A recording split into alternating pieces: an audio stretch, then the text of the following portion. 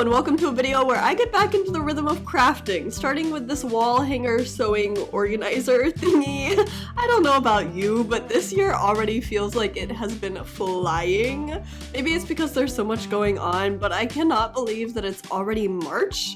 And because of that, I already kind of feel like I'm behind with crafting. I was feeling pretty unmotivated to start any projects this year because, I don't know, I just had it in my mind that I was already behind where I wanted to be with crafting. But as someone who has had crafting lulls before, I knew that if I just got back into it even slowly with small projects, it would feel a little bit easier and get better eventually. So I decided to start the year off with this wall organizer. I had gone through my fabric stash and realized the insane amount of fabric that I have in my house. And I no longer have a pegboard that holds all my sewing supplies because it fell off the wall and broke. So I decided to fix two problems with one project and use some scrap fabric to create a new wall organizer. Hello! I got cut out the base of my wall thing. This is the inspo. I got some iron-on quilting batting that I've interfaced this piece with, and then I cut out the backing piece. So, I have a documentary I have to watch for school, and I thought maybe while we watch, we could do some quilting. Doesn't that sound fun? Kind of I'm just going with pure vibes for this. Pure chaos, no head empty, no thoughts. I don't know. Also, let me tell you about books. What I'm reading right now is the third of the Daughter of No World series, and I'm loving it. I'm loving it. I'm having a great time, but I'm also like, there is no way this ends well. There's no way this ends well. Everyone wants to kill everyone else. I'm really enjoying it. I also got the new Fourth Wing book, Onyx Storm. Is that right? Fourth Wing will always have a special place in my heart because it got me back into reading fantasy. But it's also objectively like great. Now that I've read a lot of fantasy, I read the entire Throne of Glass books since I read the first Fourth Wing. It just doesn't hit. It doesn't hit the same.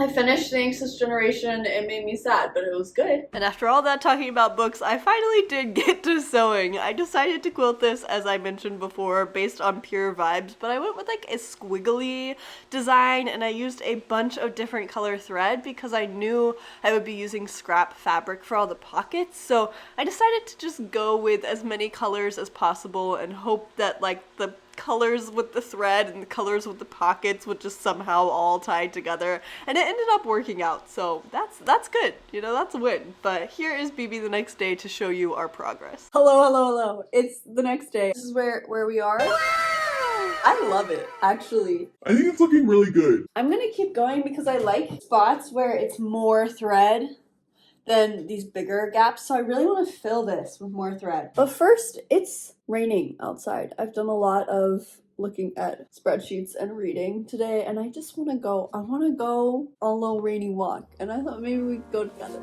So let's go.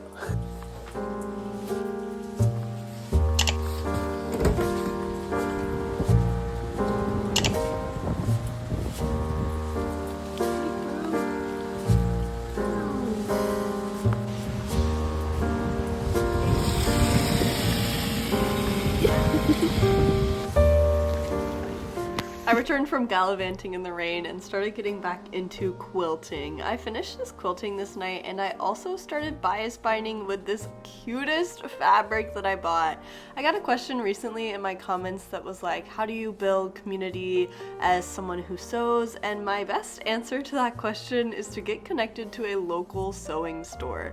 I bought this fabric from a local sewing store near me called Needles Studio, and they were having their 6th anniversary like birthday sale and party, and it was so fun. I got to meet a bunch of people and eat a free cookie and look at beautiful fabric, and I've just gotten a great chance to like build some connections with the people who run the store and buy fabric and just be a fun customer. It's a really great time. So if you're someone who is getting into the hobby, getting into the craft, go get plugged in somewhere local, buy fabric, have fun, have a good chat. I also started making and attaching that bias binding this night, and I think the bias binding honestly really pulls this project together. I love it so much, and I think in the future I want it to make the lining of a ruby vest with this because I think it would be so cute. Anyways, here's me the next day yapping about what we got done. Hello. I put bias binding on the rest of our calendar guy, and he looks so cute. It looks so cute. Next is to cut out the pockets and start adding them. I've been having some thoughts about crafts. I think that recently I've been kind of in a slump, kind of in a mood. Most of the time I'm doing crafts in between other things, and usually that's fine, but recently I feel like I'm so focused on the next thing that I don't sit down and chill and really enjoy the craft, which is the whole thing, is to have fun. So that's like the point of this and this video and like doing small little crafts, is to like get back into it without it having to be a huge project that's gonna take a lot of time where I feel like I have to have uninterrupted hours to do it. Anyways, the other thing that I wanted to show you is that I have been knitting. I'm almost done. I'm almost done with this little like white shirt that I've been knitting. Actually, a Korean pattern that my friend Hannah translated for me and bought me yarn for from Korea. And it's originally supposed to be long sleeve, but I tried it on the other day to see if the length was good, and the short sleeves were just like Chef's kiss. I'm on the second sleeve where I'm just gonna add like an armpit, like an inch or two, and then bind off, and then we're done, which is so exciting. And then I can move on to the bubblicious sweater, which I just bought yarn for. And I think I'm gonna vlog that whole process of knitting that whole sweater. So if you're interested in that, you should subscribe and like this video, and let's hang out. So then I took the pattern pieces I had cut out earlier and laid them out on where I wanted them to be on our wall hanger organizer thingy. And then it was time to get some scrap fabric and start playing with colors. I've picked our fun fabric. This is making me more excited about sewing. This is the vibe. This is fun. This is good. This is good. Also, I think I'm gonna shift the scissors pocket to be more like a I don't even know, like a holster, what is that word? And with my renewed excitement, I got to cutting out all of the pattern pieces for this project. Cutting out pattern pieces is usually my least favorite part of sewing, but probably because I was so excited and loved this fabric so much, it didn't really bother me. I think I had a pretty good time doing it, actually. So now I'm going to iron all of these pieces, and then I'm going to iron the ends in so that we can make sure that there's no raw edges.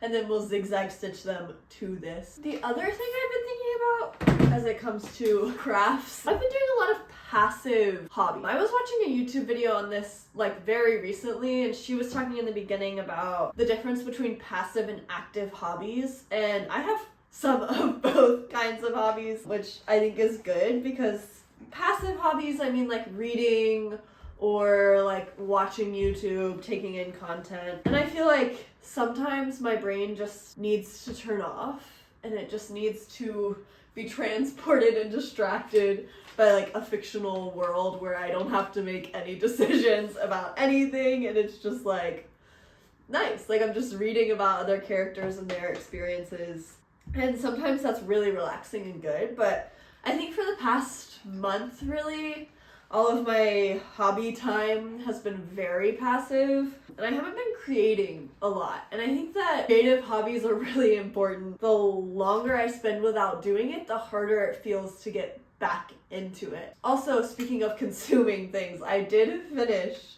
the book that I was talking about earlier in the video, The Last Daughter of No Worlds book. Absolute banger. Everything sort of turned out, and not everyone killed everyone else. Sort of. So that was a great a great trilogy if you like fantasy. Highly recommend it. I had a great time. But wow, I just ironed all those pieces. So yeah, I'm going to fold this over all of the raw edges in, and then we can top stitch them down. Then we can add the pockets on with a zigzag stitch. And so I spent the afternoon doing just that. I folded over those edges just probably about 1/4 of an inch, and then I sewed those down, and then I zigzag stitched them to the base fabric that we had created. And then all that was left was to make this thing be able to be hung on the wall. So I bought a rod from Joann's. Rip Joann's, by the way. I am devastated that Joann's no longer exists, I guess. That's super sad. Anyways, I bought this rod from Joann's, and because I had used a bed sheet for the base of this, there was already a pre-made like place at the top where I could just stick the rod through, so I did that, and then I got some ribbon that I had lying around, and don't judge me, but I just hot glued it to the rod and hoped for the best. And actually it has stayed up pretty good. I'm using a pretty bulky command hook, but you know, it's holding a lot and it's doing really well, so that I guess worked out. And then with all of that, I decided to do one last scrappy project to finish off this video. Okay, I hung it up. It looks so cute. Also, my sweater is vlogging. I feel like things are coming together tonight, so there's one last thing I want to do to get back into the spirit of crafting for this year, and that is this shirt. I made this shirt earlier this year. I really like the fabric. I love the colors. I think it's very cute, but I never wear this. I usually wear little top, big bottom outfit formulas. And this is a big top, but it's not a casual big top. It's just, it doesn't have a home in my wardrobe. But I have a thought. So when I made this, I kind of made a joke that it kind of looked like I was Oliver Wood's girlfriend, and I kind of thought if we really leaned into that, maybe I would like this more. And to do that, we are going to use the scrap fabric I have left to turn this into a jersey, a Hogwarts jersey. Hello.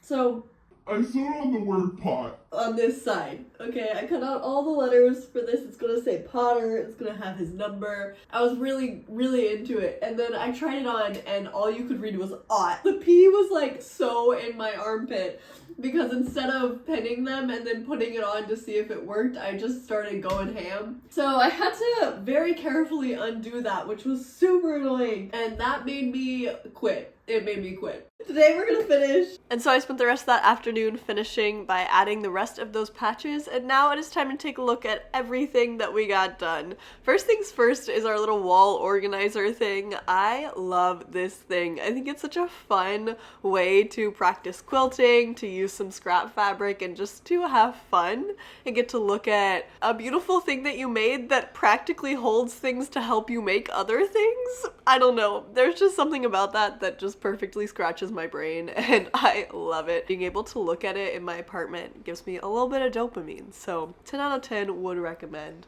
The Harry Potter shirt came out fine. I don't think that I'm obsessed with it, and I don't necessarily know if this will make me wear it more, but it was worth a shot. I don't know. Let me know what you think about it in the comments below. And then, of course, my sweater. This sweater, oh my gosh, I'm obsessed with it. I love it so much.